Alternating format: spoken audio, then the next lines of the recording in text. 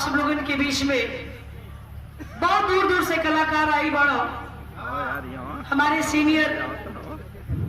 बहुत ही बड़े बड़े कलाकारों की ये महफिल है। हम गायिका नीतू राज, जहां कलाकारों का कुंभ लगा हो, महाकुंभ लगा हो, उस महफिल का क्या कहना।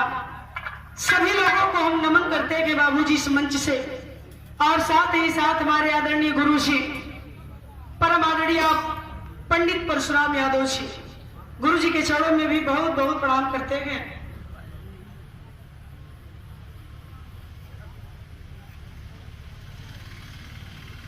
सभी लोगों को देखते हुए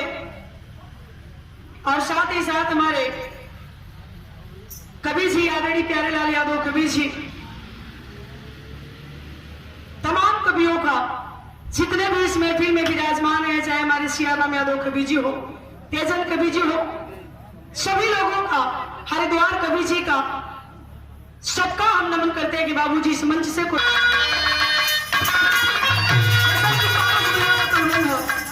संस्कृति नाटक अकादमी लखनऊ में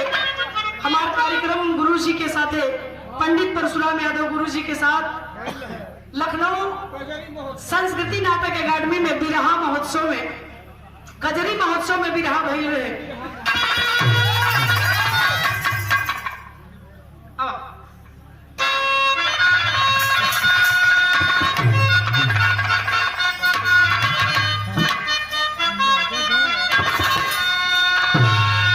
ये पारंपरिक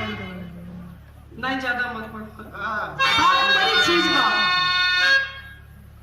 कितना विकास हो गई बा,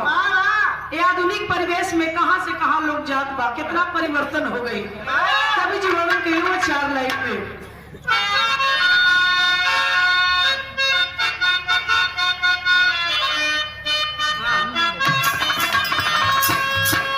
धीरे धीरे गौआ भी हो गईले सहरवा तक,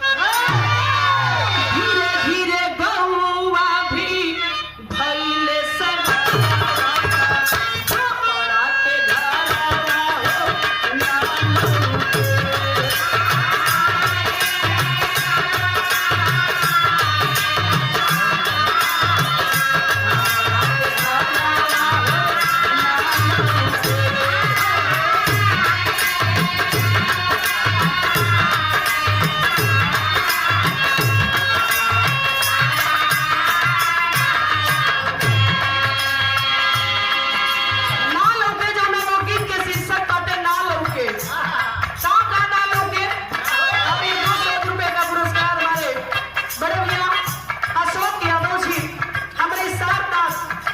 पावन